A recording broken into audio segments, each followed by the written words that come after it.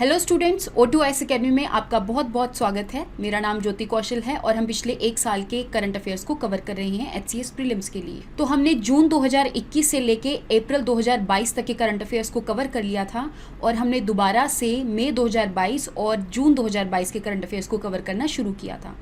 तो इसके अंदर भी आज ओवरऑल आपका लेक्चर नंबर 41 है।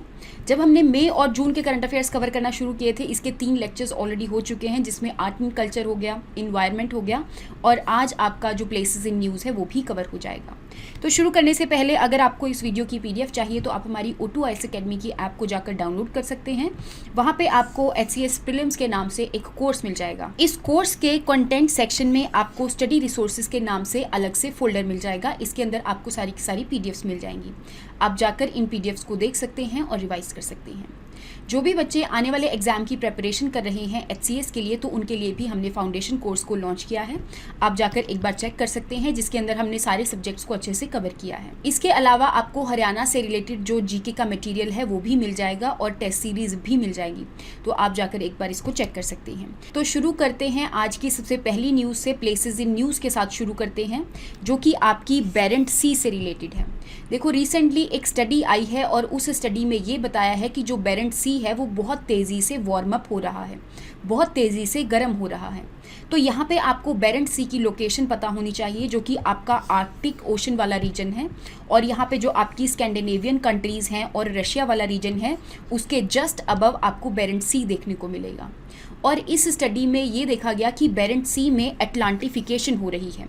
अटलांटिफिकेशन का मतलब ये होता है कि क्योंकि यहाँ पर अटलांटिक ओशन है और यहाँ से जो भी ओशन करंट्स आ रही हैं, जैसे नॉर्थ अटलांटिक ओशन करंट, तो उसका जो इफेक्ट है वो इस बेरेंट सी पर देखने को मिल रहा है, जिसकी वजह से ये जो बेरेंट सी है वो बहुत तेज़ी से वार्म अप हो रहा है। नेक्स्ट हम बात करते हैं कि रिसेंटली नाइजीरिया के अंदर यहाँ पे हाई ग्रेड लिथियम जो है वो देखने को मिला। अगर मैं नाइजीरिया के बारे में बात करूँ तो ये एक अफ्रीकन कंट्री है जिसकी कैपिटल अबूजा है। और इस कंट्री के अंदर भी जो कवारा स्टेट वाला रीजन है, उसके अंदर सबसे ज़्यादा जो लिथियम है वो देखने को मिला। तो आपको पता होना चाहिए कवारा स्टेट क्या है, अबूजा क्या है, नाइजीरिया कहाँ पे है और कौन से कॉन्टिनेंट में लोकेटेड है। नेक्स्ट हम बात करते हैं बेदती रिवर और वर्धा रिवर की लिंकिंग के बारे में। तो यहाँ पे जो इन्वायरमेंटल ग्रुप्स हैं वो इस रिवर लिंकिंग के अगेंस्ट है, तो इसीलिए ये कर्नाटका वाले रीजन में प्रोटेस्ट्स कर रहे हैं। तो अगर मैं यहाँ पर बेदती रिवर और वर्धा रिवर के बारे में बात करूँ, तो जो बेदती रिवर है वो कर्नाटका वाले रीजन में फ्लो करती है और ये ड्रेन होती है अरेबियन सी वाले रीजन में। इसके अलावा अगर मैं वेदती रिवर के बारे में बात करूं तो ये एक तुंगभद्रा की ट्रिब्यूटरी है। और अगेन जो तुंगभद्रा है वो कृष्णा रिवर की ट्रिब्यूटरी है, जो कि बे ऑफ बंगाल वाले रीजन में जाकर ड्रेन होती है। तो इन दोनों रिवर्स को लिंक करने की बात करी जा रही है और यहाँ पर अलग अलग डैम्स को बनाने की बात करी जा रही है, ताकि यहाँ पे जो वर्धा रिवर का पानी है वो बेदती रिवर के अंदर आ सके और कर्नाटका वाला रीजन जो कि सूखा पड़ा रहता है उनको भी पानी की सुविधा पहुँच सके। नेक्स्ट हम बात करते हैं ट्विन साइक्लोन के बारे में, जो कि रिसेंटली सैटेलाइट के द्वारा कैप्चर किए गए। और ये जो ट्विन साइक्लोन है आपको इंडियन ओशन वाले रीजन में देखने को मिलेंगे। 2 साइक्लोन इकट्ठे देखने को मिले हैं, एक तो नॉर्थ हेमिस्फेयर वाले रीजन में इंडियन ओशन के और एक साउथ हेमिस्फेयर वाले रीजन में जो कि इंडियन ओशन में लोकेटेड है। ठीक है, अब यहाँ पे इन्होंने इन साइक्लोन्स का नाम रखा है। जो नर्दन वाला साइक्लोन है यहाँ पे उसका नाम असानी है और जो इंडियन ओशन के सर्दर्न हेमिस्फेयर में जो साइक्लोन है उसका नाम रखा है करीम साइक्लोन।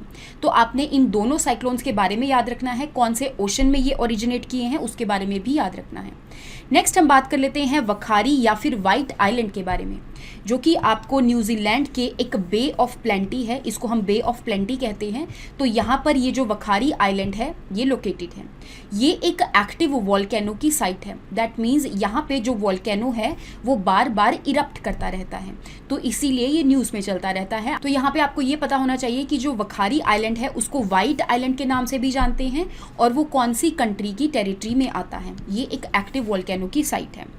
नेक्स्ट हम बात कर लेते हैं स्नेक आइलैंड के बारे में। तो रिसेंटली ये न्यूज़ में इसलिए था क्योंकि यूक्रेन ने ये क्लेम किया है कि उन्होंने रशिया का जो स्नेक आइलैंड है उसको थोड़ा सा डिस्ट्रॉय किया है या वहाँ पर कुछ अटैक्स किए हैं।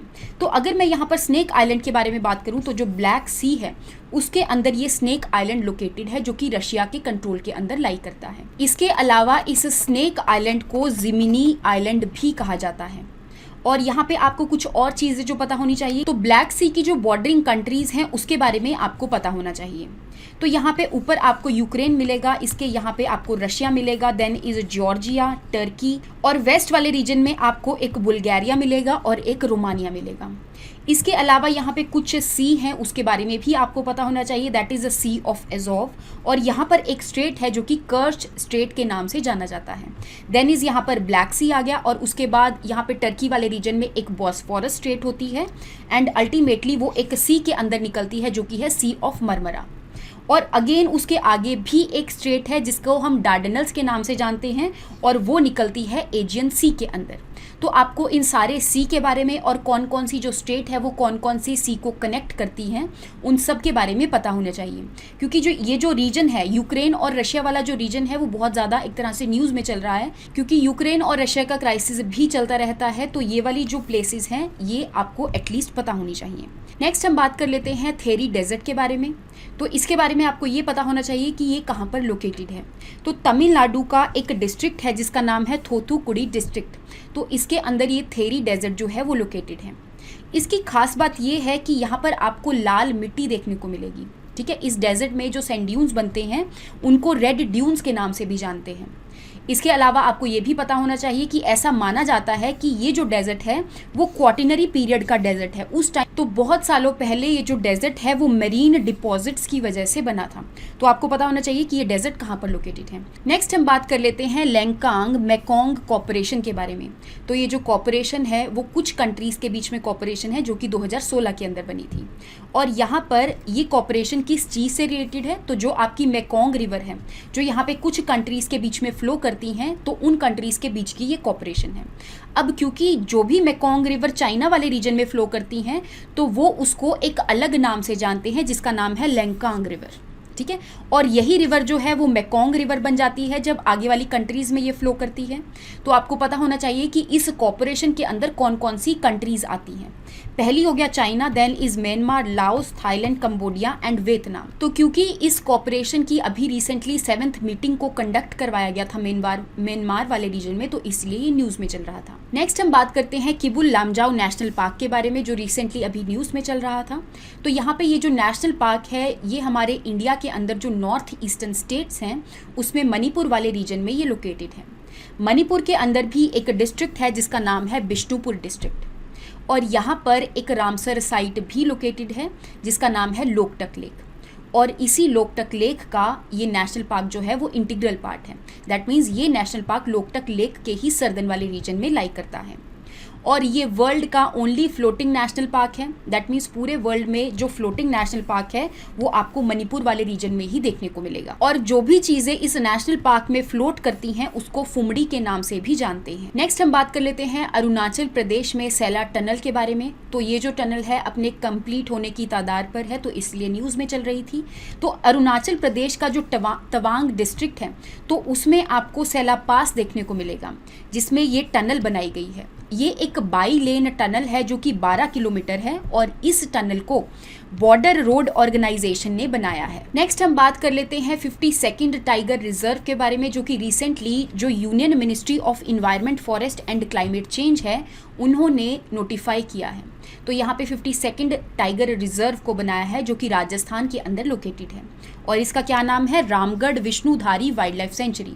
तो यहाँ पे जो रामगढ़ विष्णुधारी टाइगर रिजर्व है या फिर ये वाइल्ड लाइफ सेंचुरी है, इसको टाइगर रिजर्व की कैटेगरी के अंदर भी डाल दिया गया है, और ये राजस्थान के अलग अलग डिस्ट्रिक्ट्स के अंदर लोकेटेड है, जैसे कि बूंदी डिस्ट्रिक्ट हो गया, भिलवाड़ा डिस्ट्रिक्ट हो गया एंड कोटा डिस्ट्रिक्ट हो गया। इसके अलावा ऐसे तो इस टाइगर रिजर्व में टाइगर्स ज़्यादा देखने को नहीं मिलेंगे, क्योंकि ये जो टाइगर रिजर्व है ये 2 टाइगर रिजर्व्स को जोड़ने का काम कर रही है, इस वजह से इसको टाइगर रिजर्व की कैटेगरी में डाल दिया गया है। और वो 2 टाइगर रिजर्व कौन कौन से हैं, एक है रणथंभौर नेशनल पार्क और एक है मुकुंदरा हिल टाइगर रिजर्व। इसके अलावा राजस्थान में आपको टोटल यहाँ पर 4 टाइगर रिजर्व्स हो गए हैं जो कि मैंने आपको बता दिया। 3 तो यही हो गए, रामगढ़ हो गया, रणथंभौर हो गया और मुकुंदरा हो गया, और जो चौथा है that is Sariska tiger reserve. तो आपको राजस्थान के चारों टाइगर रिजर्व्स के बारे में पता होना चाहिए। नेक्स्ट हम बात कर लेते हैं वर्ल्ड के लार्जेस्ट वेटलैंड के बारे में जो कि रिसेंटली न्यूज़ में चल रहा था, क्योंकि यहाँ पर उस वेटलैंड का जो लैंड है उसको यूज़ किया जा रहा है। तो दैट मीन्स यहाँ पे जो भी बायोडाइवर्सिटी है उसको यहाँ पर लॉस हो रहा है। तो वर्ल्ड का जो लार्जेस्ट वेटलैंड है वो आपको साउथ अमेरिका वाले रीजन में देखने को मिलेगा, जिसका नाम है पंतनल वेटलैंड्स, जो कि ज़्यादातर आपको ब्राज़ील वाले पोर्शन में दिखेगा। इसके अलावा इसका कुछ पार्ट बोलिविया में भी है और इसके अलावा इसका कुछ पार्ट जो है वो पैराग्वे में भी लोकेटेड है। So that is all for today. I hope आपको यहाँ तक प्लेसेस इन न्यूज़ के बारे में समझ में आया होगा और आने वाले कुछ लेक्चर्स के अंदर हम बाकी की जो बची हुई न्यूज़ है मई और जून 2022 की वो फटाफट से कवर कर लेंगे। Thank you so much and have a nice day.